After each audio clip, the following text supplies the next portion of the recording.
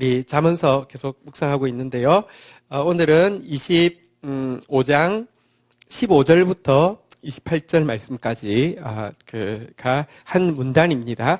문단이 되게 중요합니다. 어떤 한 가지 중요한 주제를 이야기하고 있기 때문에 그렇습니다.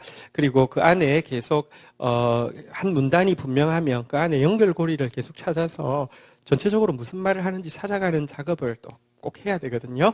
자, 한번 좀 보도록 하겠습니다. 잠언 25장 15절부터 28절까지 내용을 우리 보겠습니다. 한 절씩 교독을 하시겠습니다. 15절 오래 참으면 관은도 설득할 수 있나니 부드러운 혀는 뼈를 꺾느니라. 불을 보거든 조카리만큼만 먹으라. 과식함으로 토할까 두려우니라. 너는 이웃 집에 자주 다니지 말라. 그가 너를 싫어하며 미워할까 두려우니라. 이웃을 쳐서 거짓 증거하는 사람은 방망이요 칼이요 뾰족한 화살이니라. 환난 날에 진실하지 못한 자를 의뢰하는 것은 부러진 이와 위골된 발 같으니라. 마음이 상한 자에게 노래하는 것은 추운 날에 옷을 벗음 같고 소다 위에 식초를 부음 같으니라. 내 원수가 배고파하거든 음식을 먹이고 목말라 하거든 물을 마시게 하라. 그리하는 것은 핀 숯을 그의 머리 위에 놓는 것과 일반이요 여호와께서 내게 갚아 주시리라. 북풍이 비를 일으킨 같이 참소하는 혀는 사람의 마음에 분을 일으키느니라. 다투는 여인과 함께 큰 집에 사는 것보다 움막에서 혼자 사는 것이 나으니라. 먼 땅에서 오는 좋은 기별은 목마른 사람에게 냉수와 같으니라. 주인이 악인 앞에 굴복하는 것은 우물이 흐려짐과 샘이 더러워짐과 같으니라. 꿀을 많이 먹는 것은 좋지 못하고 자기의 영예를 구하는 것이 헛되니라. 자기의 마음을 제어하지 아니하는 자는 성읍이 무너지고 성벽이 없는 것과 같으니라. 아멘. 네, 오늘 말씀 보도록 하겠습니다.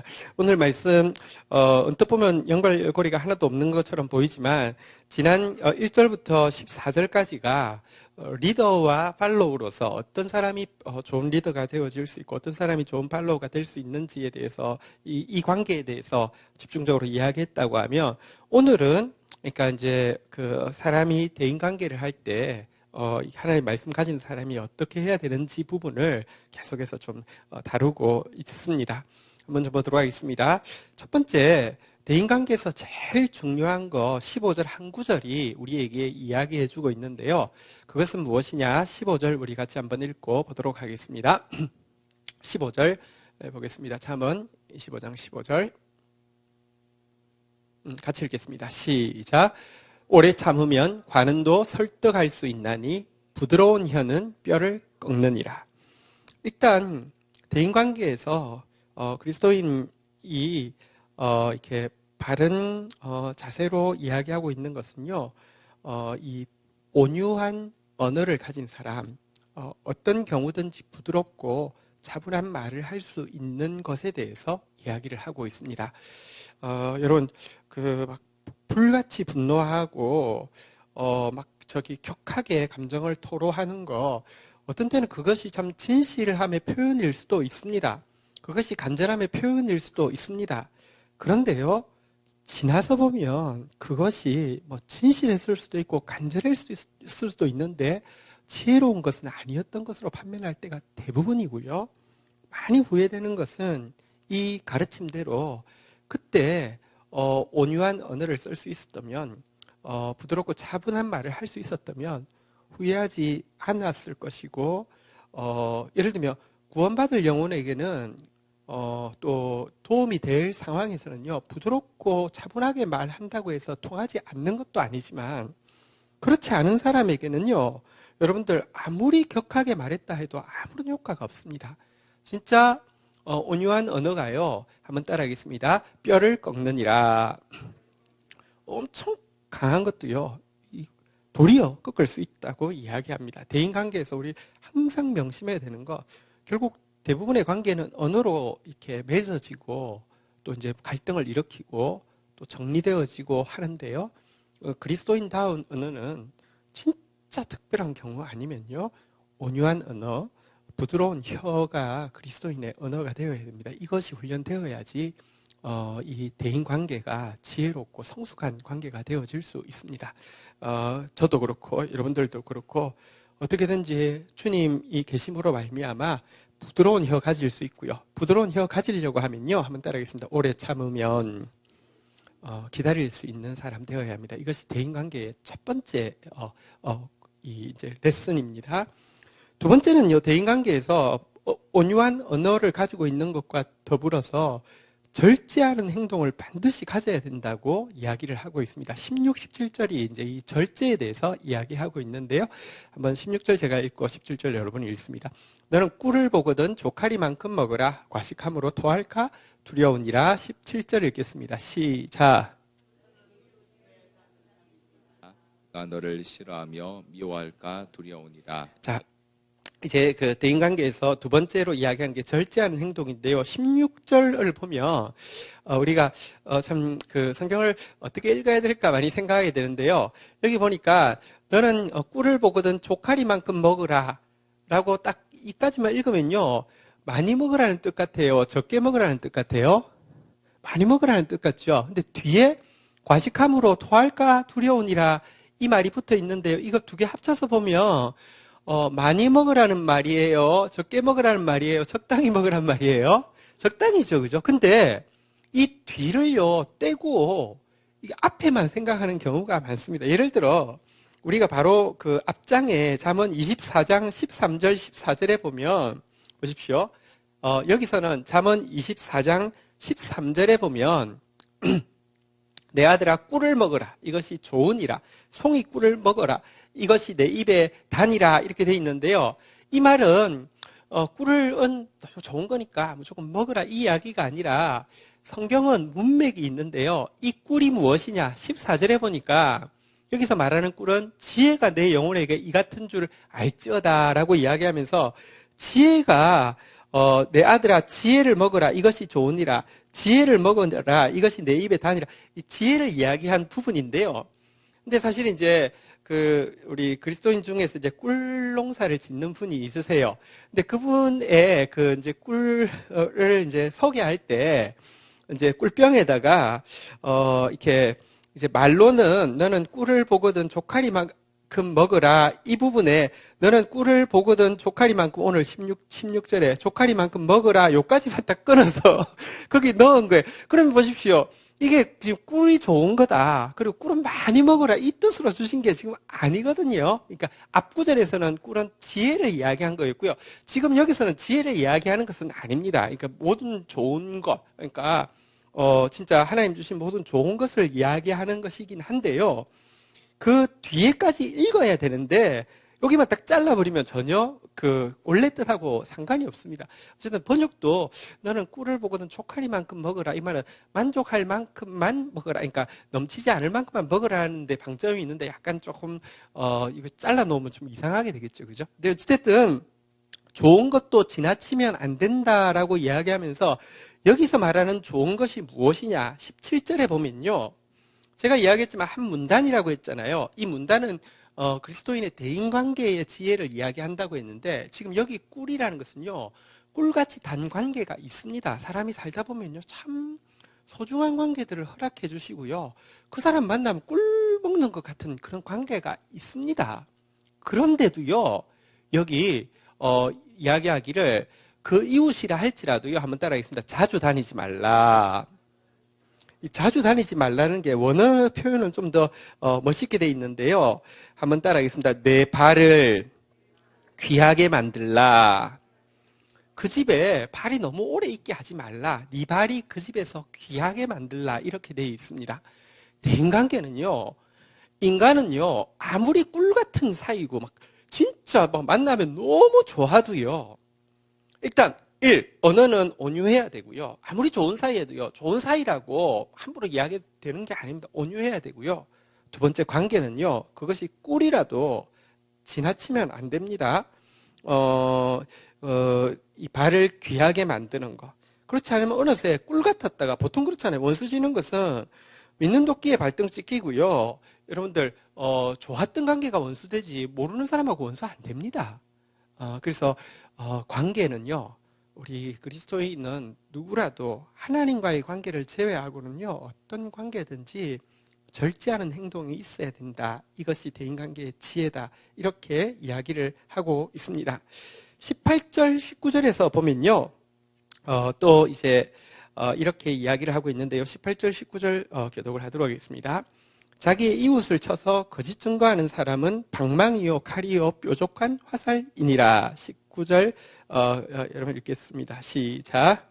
환난 날에 진실하지 못한 자를 의뢰하는 것은 부러진 이와 위골된 발 같으니라.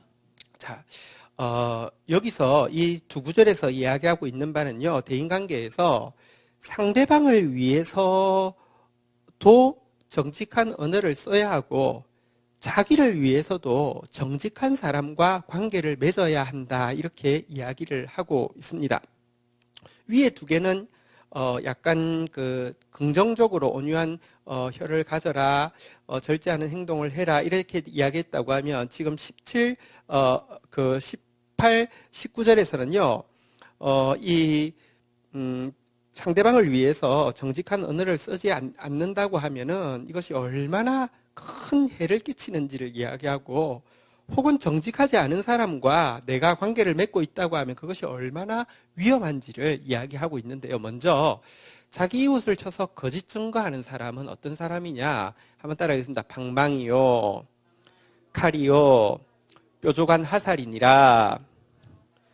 전쟁할 때 가까이 있는 사람은 칼로 죽이고요. 멀리 있는 사람은 화살로 죽이고요. 무기 없을 때는 옛날에는 무기가 흔치는 않았으니까 여기 방망이라는 것은 뭐 이렇게 빨래 방망이 이런 게 아니고 이제 말하자면 이제 포조리 들고 다니는 그 육모 방망이 그 저기 뭐랄까 곤봉 같은 건데 때려 죽이는 거 있잖아요. 옛날에 뭐 참 요즘 참 세상이 돌아가는 모습 보니까 너무 그런데요.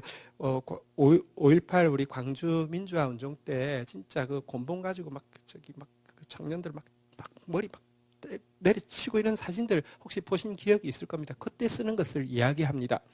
여러분 내가 다른 사람을 향해서요 정직하지 않은 말로 거짓 증거하는 것은요 그거는 말하자면 살인 무기나 마찬가지다 이렇게 이야기합니다.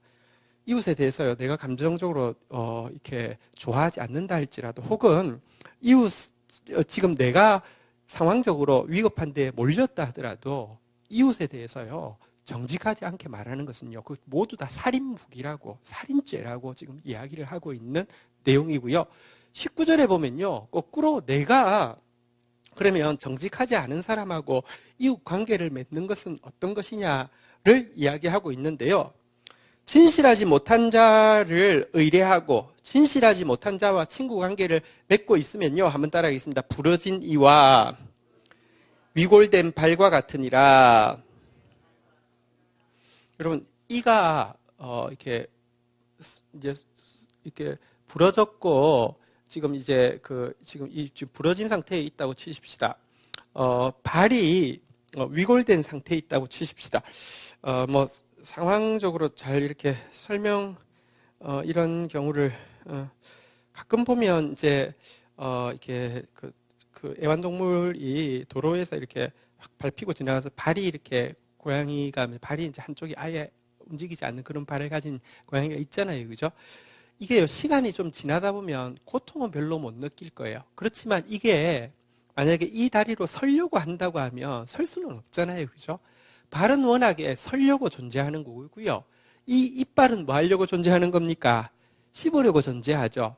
그런데 부러진 이든 위골된 발이든 씹으려 하지 않을 때는 걸으려 하지 않을 때는 잠시 잊어버릴 수 있어요. 이게 위골됐는지 이게 부러졌는지 모를 수 있지만 정작 이빨이 존재하는 이유는 씹기 위함이고 발이 존재하는 이유는 걷기 위함인데 걸으려고 하면 씹으려고 하면 다시 말하면 진짜 써야 될 때 결정적인 순간에는요 실망과 당혹감 밖에 아니 이게 이빨이 부러졌는데 씹으려고 하면 얼마나 아프겠어요.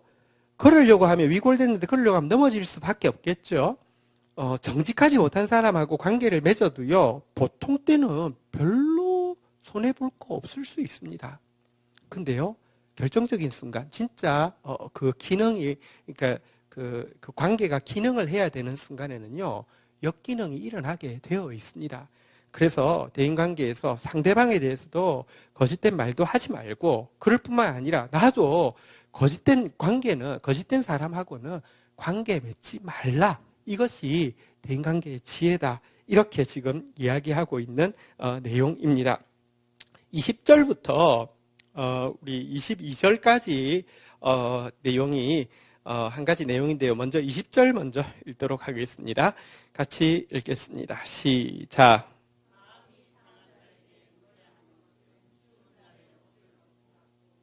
나 위에 식초를 라. 내가 주고 싶은 게 아니라 상대방이 필요로 하는 것을 주라. 이 대인관계에서 아주 중요한 것입니다. 여러분, 누군가를 위해서 노래해 주는 것은 좋은 일입니까? 나쁜 일입니까? 보통 때는 좋은 일일 수 있죠. 그죠? 여러분, 누군가를 위해서 노래하겠다. 내가 한번 당신을 위해서 노래하겠습니다. 그런데 그 사람이요, 마음이 지금 한참 상해 있어요. 근데 그 사람한테 내가 노래해 줄게. 이거는요, 지금 그 상대방한테 뭐라고 비유하고 있습니까? 여기 보니까 추운 날에 뭐 하는 것 같다고요? 지금 추워 막 죽겠는데 옷을 벗기는 거예요. 여기 소다 위에 식초를 부은과 같으니라. 그러니까 이게 무슨 좀 번역이 좀 그런데요. 그러니까 이 소다, 지금으로 말하면 코카콜라 같은 이런 불고 일이라는 거 있잖아요. 그 천연적으로도 그런 게 있습니다. 물도 그런 것도 있잖아요. 그죠? 그러니까 이 상처에다가 소다수 같은 거를 들이부으면 여러분 식초를 부으면 푹 하잖아요. 그죠? 그런 것과 같다라고 이야기를 하고 있습니다. 대인관계의 지혜는요, 지금 내가 이거 주고 싶어. 이거 줘야지가 중요한 게 아니라 상대방이 뭘 필요로 하는지 필요로 하는 걸 주는 것입니다. 근데 많은 사람들이요, 선물이요, 내가 주고 싶은 것을 주지 상대방이 필요로 하는 거 주지 않습니다. 심지어 어떤 경우도 있냐고 하면 내가 뭘 준비했어요. 딱 갔어요. 그런데 상대방한테는 지금 이것 주면 도움이 되는 게 아니라 도리어 안 좋을 것 같아요. 그러면 그냥 안 주고 와야 되잖아요. 근데 뭐냐고 하면 내가 이걸 준비하느라고 얼마나 수고했는데 이거 아까워서 에이 하고 줘버린다고요. 보시면 상대방보다 내가 더 중요한 거예요. 내 감정이 더 중요한 거고 내 수고가 더 중요한 거고 이런 사람이 되게 많아요. 되게 자기중심적이에요. 그러시면 안 된다는 거예요. 상대방이 필요로 하는 것을 주라. 이것이 대인관계의 지혜다. 로마서 12장 15절에 보면 우리 그리스도인들이 상대방이 필요로 하는 게 무엇이냐 한번 따라하겠습니다. 즐거워하는 자들과 함께 즐거워하고 운한 자들과 함께 울라. 이게 공감이고요. 근데 공감이라는 게 굉장히 쉬워 보이지만 여러분 내가 있으면요 공감이 안 돼요. 내가 기분 나쁘면 남이 웃고 있어도요 같이 웃어주는 게 아니라 괜히 나하고 상관없어도 짜증이 난다고요. 내가요 지금 울고 있으면요 남들이 웃고 있어도 절대 같이 못 웃어준다고요. 내가 없어지는 거. 그래서 그게 사실 온유라는 뜻이고요. 온유한 사람 되어서 상대방이 필요로 하는 것을 언제든지 줄 수 있는 사람 되어야 합니다.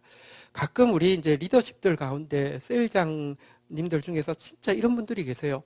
진짜 즐거워하는 자와 함께 즐거워하고 우는 자와 함께 울고 그래서요 정말 상대방이 막 고통할 때 막 이렇게 같이 아파해 주기도 하고 상대방이 즐거워할 때 자기 일처럼 즐거워해서 상대방 그 셀원들이 이렇게 하는 게 우리 셀장님은 슬픈 일이 하나도 없나 봐. 언제나 내가 기뻐할 때 저렇게 기뻐해주고. 근데요, 나중 돼서 철들어서 알게 됩니다. 그때 집에 정말 너무너무 엄청난 일이 사실은 진짜 저 그런 일을 어떻게 감당했을까 싶은 일이 있었는데도 세론 입장에서는요, 자기가 기뻐할 때 막 자기 일처럼 기뻐해줘서 우리 셀장님은 세상에 뭐 어려운 일이 없나 봐. 이렇게 생각을 하게 하는 분이 있어요. 이런 분이 진짜 성숙한 분이죠. 그 사람은요, 내 감정이 중요한 게 아니라 정말 상대방이 지금 뭘 필요로 하는가를 볼 수 있고 그거를 흘려보낼 수 있을 만큼 자기가 비어해. 이게 진짜 성숙한 대인관계를 하는 그리스도인의 모습이죠. 그 다음 절은요, 상대방이 원하는 것을 주는 것을 넘어서요, 한 단계 더 나아가고 있는데요. 21절 한번 보도록 하겠습니다. 같이 읽겠습니다. 시작. 목말라 하거든 물을 마시게 하라. 자, 여러분, 내가 주고 싶은 것 주는 게 아니라 상대방이 필요로 하는 것 주는 것, 이게 그리스도인의 대인관계라고 하면 한 단계 더 나가면 내가 줄 수 있는 것 주는 게 아니라 주님이 주실 수 있는 것을 주는 것, 이게 그리스도인만 할 수 있는 대인관계입니다. 원수, 이 원수라는 단어는 쉽지 않은 단어입니다. 여러분, 성경에 분명히 내 이웃을 사랑하라 이렇게 돼 있잖아요. 그럼 율법이잖아요. 그죠? 그런데 유대인들이요, 이 율법 뒤에다가 한 개를 더 붙였습니다. 한번 따라하겠습니다. 내 이웃을 사랑하고 내 원수를 미워하라. 아예 내 이웃을 사랑하라는 성경 구절이 있는데 이 구절 뒤에다가 내 원수를 미워하라고 명문화해서 계속 그렇게 가르쳤습니다. 그게 예수님이 이야기하셨죠. 산상수훈을 하시면서 너희는 내 이웃을 사랑하고 내 원수를 미워하라 하였으나 라고 하면서 예수님께서 말씀하셨습니다. 너희가 그렇게 이야기한다고요. 왜냐고 하면 그들 입장에서는요, 이웃을 사랑한다는 것은요, 이웃의 범위를 이제 내게 잘하는 사람, 내가 볼 때 마음에 드는 사람, 이웃을 사랑하려고 하면, 이웃을 지키려고 하면, 이웃에게 애정을 쏘주려고 하면 그만큼 적이 있어야 되고요. 원수는 미워해야지 진실로 이웃을 사랑하는 거다. 사실 원수는 쉽지 않은 단어입니다. 그런데요, 여기에 원수가 배고파요. 얼마나 고소합니까? 원수가 목말라요. 그래서 싸다. 목말라 죽었으면 좋겠다. 이럴 상황인데요. 한번 따라하겠습니다. 음식을 먹이고 물을 마시게 하라. 이거는요, 내가 줄 수 있는 것 아닙니다. 그런데 이거는요, 내 속에 계신 주님은 주실 수 있는 것입니다. 그리스도인의 대인관계는 내가 줄 수 있는 것까지 주면 되는 게 아닙니다. 상대방이 원하는 거, 상대방이 솔직히 말하면 원수라고 하면요, 배고프고 목말라도요, 그 상대방으로부터 기대하지 않을 수 있습니다. 상대방이 원한 것도 아닐 수 있습니다. 그런데도요, 내가 줄 수 없지만 주님이 주기를 원하시는 것, 주는 것, 이것이 그리스도인의 대인관계인데요. 왜 이렇게 하라고 하느냐? 22절에 이렇게 이야기하고 있습니다. 같이 읽겠습니다. 시작. 그리하는 것은 핀 숯을 그의 머리에 놓는 것과 일반이요, 여호와께서 내게 갚아 주시리라. 그리하는 것은, 다시 말하면 왜냐고 하면, 왜 그렇게 해야 되냐고 하면, 여기 핀숯을 그의 머리 위에 놓는 것이다 라고 했는데, 이게 무슨 뜻일까요? 숯이 벌겋게 있는데 그걸 머리 위에 이제 놓았다. 이게 무슨 뜻일까요? 이 학자 그 내용에 보니까 이런 이야기를 해요. 이집트에 한 가지 풍속이 있는데 어떤 사람이 잘못했어요. 그럼 그 사람에게 자백하고 회개하게 하기 위해서 모자 같은 것을 씌우는데 그 모자에 숯이 이제 불이 붙어 있어요. 근데 이게 타 내려오면요, 이게 쭉 숯이 이제 여러분 그 바베큐 할 때 불 붙여봤죠? 숯 위에 이제 불을 붙이면 거기서부터 이제 그 쫙 퍼지잖아요.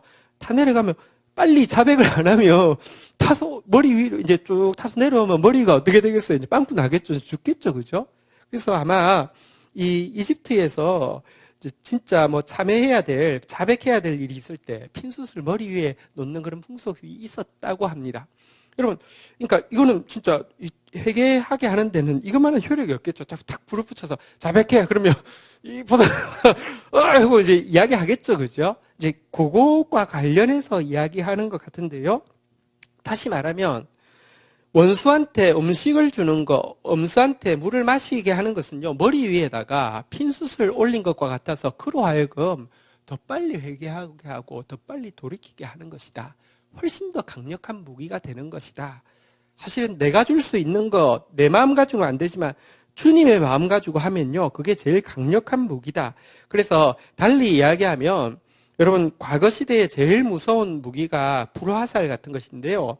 지금 이제 이것은요, 말하자면 원수에게 내가 줄 수 있는 것이 아니라 주님이 주실 수 있는 것을 주는 것은 화염 방사기로 공격하는 것과 마찬가지다라고 이야기하는 것입니다. 성경에 보면요, 이것을 무엇이라고 이야기하냐면 신약 성경에 이 구절을 인용해서 로마서 12장 19절부터 인용을 이렇게 하고 있죠. 한번 교독하도록 하겠습니다.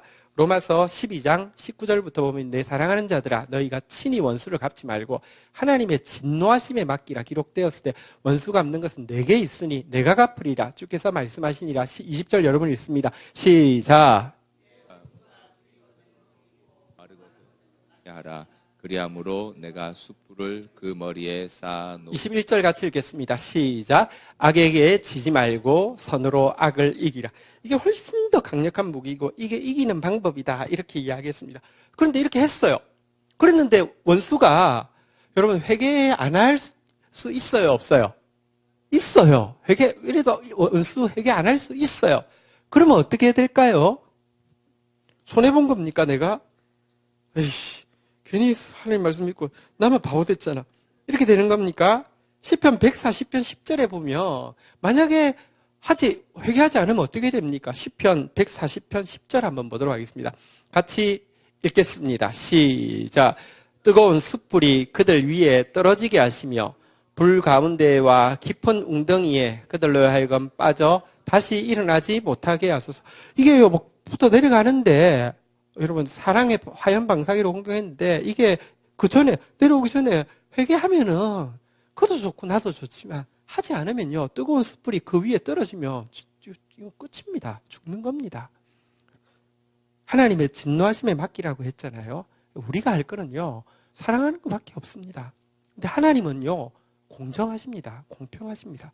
돌이킬 사람은 돌이키게 하시지만 돌이키는 것도요 기회가 있고요. 돌이키는 것도 정도가 있습니다. 어느 선을 넘었으면 그 스스로 돌이키지 못해가지고 심판받게 되어 있습니다. 그거는 하나님 소관이고요. 우리는 대인관계에서 어떻게든지 남이 원하는 것을 상대방의 필요를 보고 줄 수 있는 사람 될 뿐만 아니라 내가 줄 수 없는 거 주님이 주실 수 있는 거로 주는 사람이 되어야 된다. 이런 내용입니다.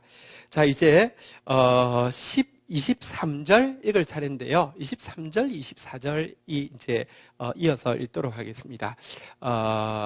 교독을 하겠습니다. 북풍이 비를 일으킴 같이 참소하는 혀는 사람의 얼굴에 분을 일으키느니라. 24절 읽겠습니다. 시작.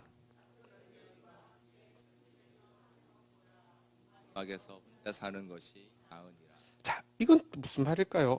특별히 이제 이 구절 다투는 여인과 함께 큰 집에 사는 것은 움막에서 혼자 사는 것이 나으니라. 부부싸움만 하면 교회 다니는 남편들은 그래 이 다투는 여인과 집에 사는 것보다 움막에서 혼자 사는 게 낫지 하고 기어 나가는 습관이 있을 때 성경 좀 안다는 남자들이 쓰는 대표적인 구절인데요. 지금 이 구절 그리고 위에 있는 구절과 이 구절이 이게 무슨 연관이 있으며 이게 도대체 무슨 뜻일까요? 좀 설명을 하도록 하겠습니다. 여기 북풍이 비를 일으킨다 이렇게 돼 있는데 여러분 보십시오. 이제 이스라엘 입장에서 이제 북쪽에서 오는 바람이 비를 일으킨다 이렇게 돼 있는데 실은 지정학적으로 북쪽에서 오는 바람이 비를 일으키지는 않습니다. 그래서 이게 오탄가 아니면 이게 저자가 이스라엘 아닌 곳에서 썼는가 온갖 이야기가 있습니다. 그런데요, 이 북풍할 때 북자가요, 북쪽으로 나타내는 북자도 되지만 은밀한이라는 뜻을 가지고도 있습니다. 잘 보이지 않는 은밀한이라는 뜻을 가지고 있습니다. 여러분, 은밀한 바람이요, 잘 못 느꼈는데 바람은 바람이었어요. 그게요, 나중에 그러니까 바람 안 부네 했다가 갑자기 폭우를 쏟게 해가지고 방심하고 있다가 당하는 경우가 있잖아요. 그죠? 근데 여기 북자를 제가 왜 은밀한이라는 뜻을 가지고는 있지만 그래도 북이라는 뜻을 분명히 가지고 있는데 북풍이 아니라 은밀한 바람이라고 해석을 하냐고 하면요. 한번 따라하겠습니다. 참소하는. 여기 참소한다는 단어가요. 원래 원어가 참소한다는 뜻이 아닙니다. 참소한다는 것은 고자질하고 고발하고 이런 것인데요. 정확한 뜻은 고자질하고 고발하고가 아니라 은밀한, 감추어진, 은닉된 숨겨진 이런 뜻입니다. 물론 이것이 내용상으로는 분명히 고자질 같은 거 아첨하는 말 같은 것이 될 것입니다. 이게 왜 그러냐고 하면 고자질 할 때는 이렇게 은밀하게 가서 있잖아요. 이렇게 이야기 하잖아요. 그죠? 그러니까 내용상 맞는데 보세요. 은밀한 바람이 갑자기 막 폭우를 일으키는 것처럼 은밀하게 하는 말이 다시 말하면 이제 안 좋은 뉘앙스죠. 그러니까 막 이렇게 막 고자질도 하고요. 막 아부도 떨고요. 막 이런 말이요. 사실은 진짜 분을 일으키고 관계에 파국을 낳게 되고 사람들 간의 관계에 막 그 진짜 그 어려움을 끼치게 된다. 지금 이 이야기를 하고 있는데요. 여러분, 지금 이 은밀하다는 단어를 2번 쓴 이유는 당장 이 말이 별로 해가 될 것 같지 않고, 특별히 나한테는 해가 될 것 같지 않고, 아, 그런 말 해줘서 고마워. 라고 이야기하고 넘어갈 수 있는 것 같은데, 그러나 그것이요, 그런 말들이, 여러분, 그런 고자질이 혹은 그런 아첨들이요, 실은요, 폭우를 갑자기 일으키는 것처럼 관계에 풍지평파를 일으킨다. 이렇게 지금 이야기를 하고 있는 것입니다. 그리고 나서 이어서 24절에 다투는 여인이 나왔는데요. 여기 잠언서에서 여인 그러면요, 우리가 꼭 알아야 될 게 있는데 잠언서에는 여인이 2명이 나옵니다. 하나는 지혜를 이야기할 때 여인이 있고요. 하나는 음녀를 이야기할 때 여인이 있습니다. 그 지혜가 여인으로 되어 있고요. 그래서 마지막 잠언 31장이 현숙한 여인인데 이건 슈퍼우먼, 막 일도 잘하고 막 살림도 잘하고 저기 남편한테도 잘하고 애들한테도 잘하고 막 사업도 하고 슈퍼우먼 이야기하는 게 아니라 참 지혜를 이야기하는 것인데요. 거기 반해서 음녀는 그냥 잠언서의 교훈이 성매매하지 말라 이런 이야기가 아니라 세상 지혜를 쫓지 말라는 이야기인데요. 여기 지금 다투는 여인은 세상 지혜를 이야기합니다. 여러분, 그러면 이거는 실은 잠언 21장 9절 한번 가볼까요? 잠언 21장 9절. 다투는 여인과 함께 큰 집에 사는 것보다 운막에 사는 것이 나으니라. 잠언 21장 19절 가보죠. 19절. 다투며 성내는 여인과 함께 사는 것보다 광야에서 사는 것이 나으니라. 제가 이미 설명했지만 그 앞구절들을 보면요, 세속적인 지혜들 있잖아요. 예를 들면 교만이랄지 아니면 이렇게 여러 가지 세속적인 거 이야기하고 나서 갑자기 그 구절이 나와요. 이게 다투는 여인은 세상 지혜를 이야기하는 거예요. 그러면 이어서 이야기하면 세상 지혜가 은밀해서 막 이렇게 이야기하는 게요, 당장은 지혜처럼 느껴지고요, 별로 해가 없어 보이고요, 도움이 되는 것처럼 보인다 할지라도 세상 지혜는요, 오늘 우리가 읽었던 그 24절처럼요, 절대적으로 아예 들이지 말고 멀리 해라. 정말 멀리 해라. 그것은 세상 하나님의 지혜와 대립되는 진짜 순결하고 정직하고 온유한 하나님의 지혜와 대립되는 세상 지혜는 절대적으로 배척해라. 이런 자들을 이렇게 은밀하게 찾아와서 별로 무해한 것처럼 이야기하지만 그것이 하나님의 지혜가 아니고 하나님의 말씀이 아닌 말을 자꾸 하는 사람은 교제하지 않는 것이 겸손이고 지혜다, 이렇게 이야기하고 있는 내용입니다. 대인관계에 그런 관계에 있습니다. 분명히 막 이렇게 별로 해가 될 것 같지 않아요. 무슨 큰 폭우가 일어나게 하거나 관계에 이렇게 문제가 생길 것 같지 않아요. 그런데 듣고 있고 이렇게 하고 있으면서 이게요, 진짜 하나님의 지혜가 아니라 세상 지혜라는 게 느껴지고요. 이게 하나님이 그렇게 기뻐하시지 않을 게 느껴져요. 그래도요, 당장에 유해하지 않으니까 같이 산다고요. 그냥 그거 좋다고 이렇게 한다고요. 아니요. 한번 따라하겠습니다. 운막에 혼자 사는 것이 나으니라. 외롭다고 심심하다고 자꾸 그냥 그렇게 하지 마시고 그 관계를 끊는 게 여러분의 지혜고요. 때가 되면 그 사람에게도 그게 축복이 되는 것이죠. 이게 대인관계의 지혜다, 이렇게 이야기를 하고 있습니다. 여기까지 이제 23, 24절은요, 약간 소극적으로 그런 관계를 멀리하라는 것이라고 하면 25절, 26절은 좀 적극적인 이야기를 하고 있네요. 한번 좀 보도록 하겠습니다.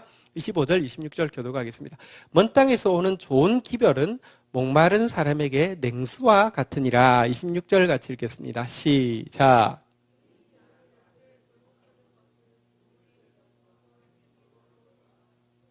네, 한번 보시죠. 25절에 먼 땅에서 오는 좋은 기별은 목마른 사람한테 뭐와 같다고요?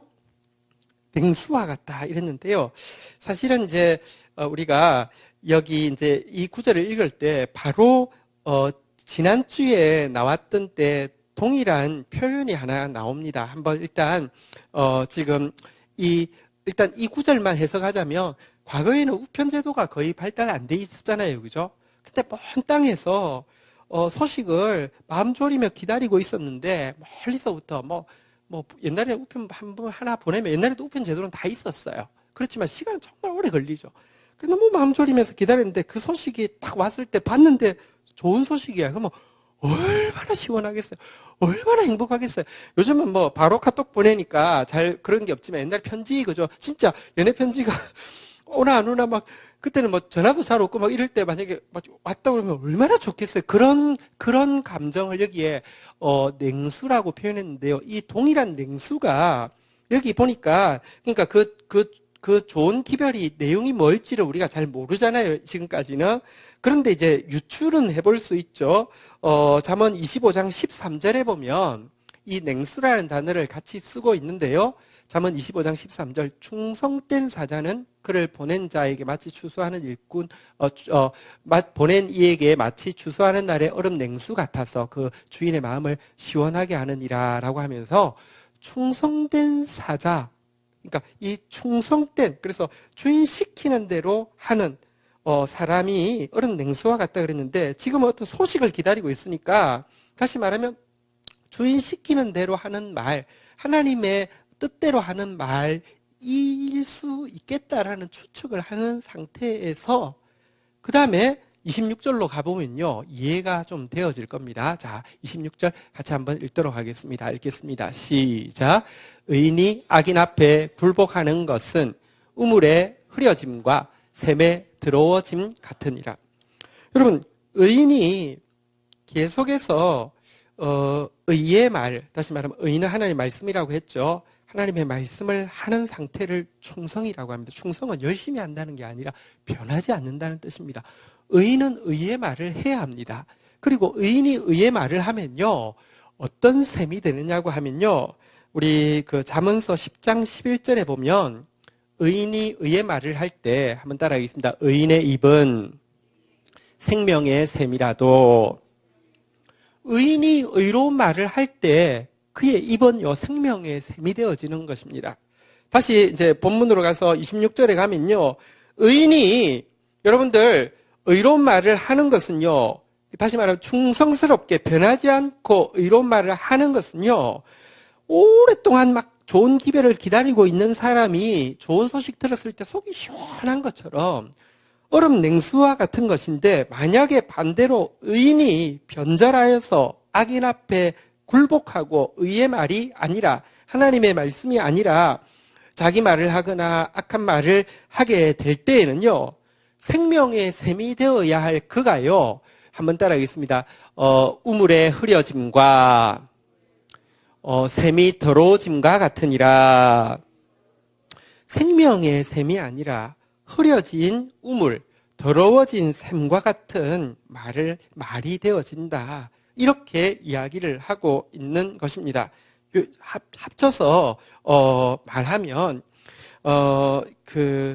그리스도인이요 언제든지 의의 말을 변함없이 충성스럽게 이야기하는 것은 얼음 냉수와 같은 것이고 그리스도인들이 의의 말을 하던 사람이요 상황에 따라서 악인한테 굴복하고요 악에 굴복하고요 욕심에 굴복하고요 교만에 굴복하고요 죄에 굴복해가지고요 거짓된 말을 내 말을 하기 시작하는 것은요 그때부터는 우물이 흐려진 것이고요 샘이 더러워진 것입니다. 흐려진 물 마시면 안 됩니다. 더러워진 샘 마시면 안 됩니다. 그때는 안 마셔주는 게 아까 보셨잖아요. 의인의 입은 생명의 샘인데 악인에게서 악에 굴복한 사람에게서 나오는 것은 독입니다. 독을 머금었다 그랬습니다. 독이 나옵니다. 자기를 위해서도 마시면 안 되고요. 그 사람을 위해서도 마시면 안 된다. 이렇게 지금 이야기하고 있습니다. 어쨌든 우리가 대인관계에서요. 우리가 믿는 사람이든 믿지 않는 사람이든 연약한 사람이든 성숙한 사람이든 사이에 우리가 존재하는 이유는 좋은 기별, 다시 말하면 좋은 소식, 복음을 전하기 위함입니다. 그러려고 하면요, 변함없이 충성스럽게 주님의 말씀을 전해야 합니다. 의로운 말씀 전하다가요, 그게 더 문제가, 진짜 의로운 말씀 전하다가, 그래서 상대방이 나를 신뢰하는데, 내가, 여러분, 물이 점점 탁해지기 시작하고, 더러워지기 시작해서 더러운 말을 할 때는요, 신뢰하는 사람이 모르고 그냥 마실 수 있습니다. 그러면 정말 같이 죽는 것입니다. 그것은요, 좋은 기별이 아니라 정말 독을 머금게 하는 것이죠. 그래서 정말 조심해야 됩니다. 의의 사람이 변함없는 의의 사람으로 설 수 있는 것, 이것이 진짜 우리가 주님을 아는 사람의 중요한 소원이 되어야 되고요. 언제든지 변함없이 의의 말씀, 하나님 말씀만 전하는 것, 이것이 주의 종들의 진짜 소원이 되어야 합니다. 이렇게 이야기를 하는데요. 자, 그러면 어떻게 해야지 이 좋은 소식, 냉수 같은 소식, 진짜 의의 말씀을 변함없이 이야기하는 의의 입이 될 수 있을까요? 마지막 27절, 28절 한번 보면 그것에 대한 답이 나오고 있는데요. 먼저 27절 같이 한번 우리 27절, 28절 읽고 나서 하겠습니다. 27절 제가 읽습니다. 꿀을 많이 먹는 것이 좋지 못하고 자기의 영예를 구하는 것이 헛되니라. 자기의 마음을 제어하지 아니하는 자는 성읍이 무너지고 성벽이 없는 것과 같으니라. 네. 이게 지금 이제 27절에 만약에 위에서 나왔던 꿀 이야기가 진짜 꿀 이야기여서 꿀병에다가 너는 꿀을 보거든 조카리만큼 먹어라 이렇게 하면요, 그 사람 싫어하는 사람은 거기다가 꿀을 많이 먹는 것이 좋지 못하고 이렇게 이제 써서 답을 해야지 배틀이 되겠죠. 여기 꿀을 많이 먹는 것이 좋지 못하고, 이 꿀은요, 지금 이제 여기서는 우리가 아까 보았던 24장은 지혜를 이야기하는 것이었다고 하면, 여기서는 분명히 좋은 것을 이야기합니다. 꿀 같은 관계일 수도 있고요. 어쨌든 꿀을 좋은 것일 수 있는데, 여기는 27절에서는요, 꿀을 영의 영광이라고 지금 아예 설명을 하고 있죠. 꿀을 많이 먹는 것이 좋지 못하고 영예를 구하는 것이 헛되도다. 그러니까 이제 이 영예, 여러분 한번 보십시오. 영예를 구하는 건 좋은 겁니까? 나쁜 겁니까? 영광을 구하는 것은 좋은 것입니까? 나쁜 것입니까? 좋은 거예요. 영예로워지는 거 좋은 거예요. 영광을 구하는 것 좋은 거예요. 솔직히 말하면 여기 영예를 구한다고 할 때 이 영예라는 단어와 구한다는 단어가요, 잠언 25장 2절에 보면요, 이렇게 번역되어 있습니다. 같은 원어의 어건이 같은 단어인데요. 한번 따라하겠습니다. 살피는 것은 영환이라. 이 영예라는 단어가 영화와 같고요. 27절에 구한다, 영예를 구한다고 할 때 구한다는 단어는 살피는 것과 같은 단어입니다. 왕이 해야 하는 일은요, 하나님이 숨겨놓으신 것을 잘 살피는 것, 잘 구하는 것, 찾아내는 것은 왕의 영화라고 했습니다. 사실 영예를 구한다 혹은 영화를 살핀다, 좋은 뜻으로 분명히 여기 2절에 쓰여졌습니다. 영예라는 것 좋은 것입니다. 하나님 더 사랑하고 하나님 말씀 더 잘 전하고 성도들을 더 많이 사랑하고 성도들을 더 바르게 이끌기 원하는 마음, 정말 좋은 마음일 수 있는데요. 그런데 그러면 갑자기 좋다고 하던 것이 왜 여기 보니까 한번 따라하겠습니다. 헛되니라. 왜 헛되다고 했을까요? 앞 구절에 보니까 27절에 보니까요. 한번 따라하겠습니다. 꿀을 많이 먹는 것이 좋지 못하고, 자, 물어보겠습니다. 꿀이 좋지 못하다는 말입니까? 꿀을 많이 먹는 것이 좋지 못하다는 말입니까?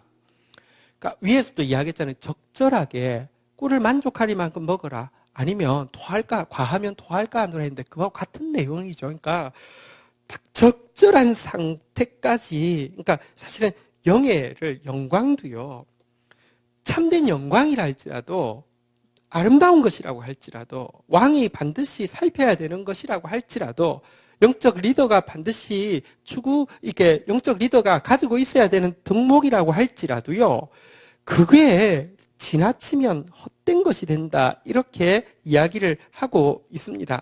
사실 여러분, 비전은 좋은 것입니까? 나쁜 것입니까? 좋은 것이죠.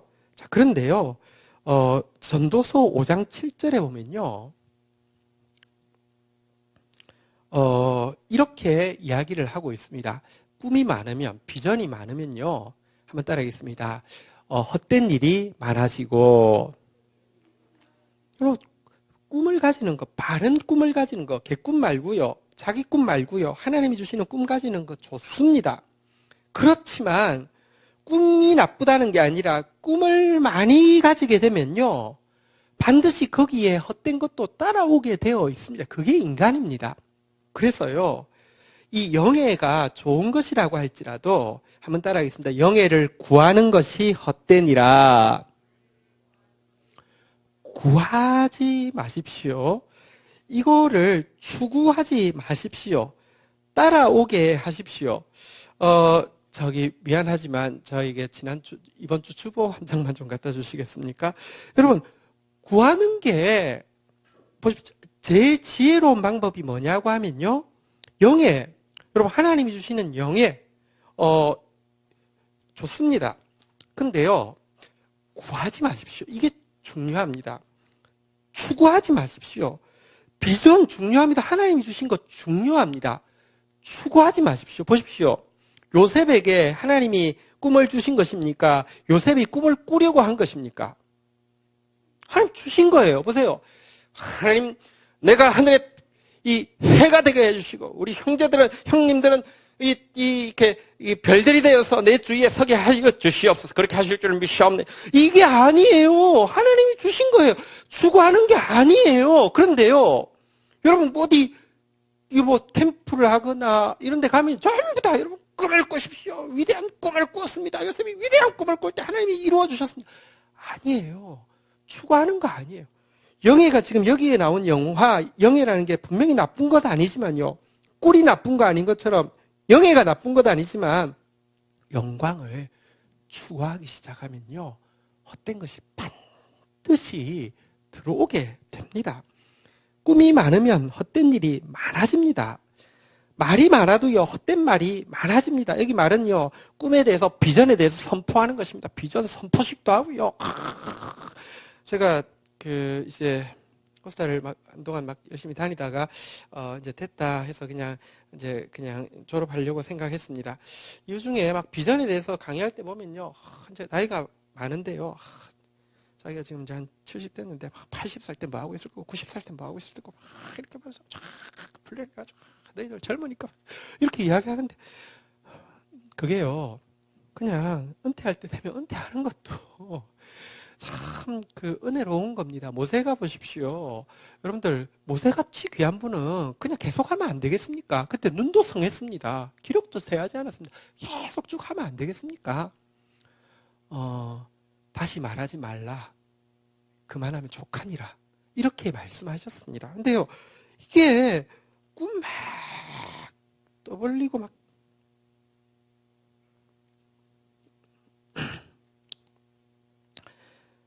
근데요, 그러면요, 꼭 이상한 거 기어 들어옵니다. 막, 나이 많은데 꿈 막 떠벌리는 사람이, 그게 이제, 주로 하는 강의가 성과 관련된 강의인데, 저는 잠에 오늘도 막 껴안고 이런 거 보면서, 이게 진짜, 이게요, 원래부터 안 그랬을 수 있습니다. 근데요, 진짜, 틈을 주면요, 영화, 비전, 영광, 인간은 똑같습니다. 여러분, 인간 중에서 가장 아름다운 사람이 아름다울까요? 아니면 사탄이 아름다웠을까요? 사탄이 훨씬 더 아름다웠습니다. 그거 아셔야 됩니다. 하나님 제일 가까이 있었습니다. 그런데도요, 여러분, 그가 영광을 추구할 때, 그가 높음을 추구할 때 사탄이 되는 것입니다. 영예가 아무리 좋은 것이어도요, 구하는 것은요, 헛된 것입니다. 자, 이 영예를 구하는 마음, 영광을 구하는 마음이 있으면요, 어떻게 되느냐? 28절에 보니까 이렇게 이야기하고 있습니다. 같이 읽도록 하겠습니다. 시작. 자기의 마음을 제어하지 아니하는 자는 성읍이 무너지고 성벽이 없는 것과 같으니라.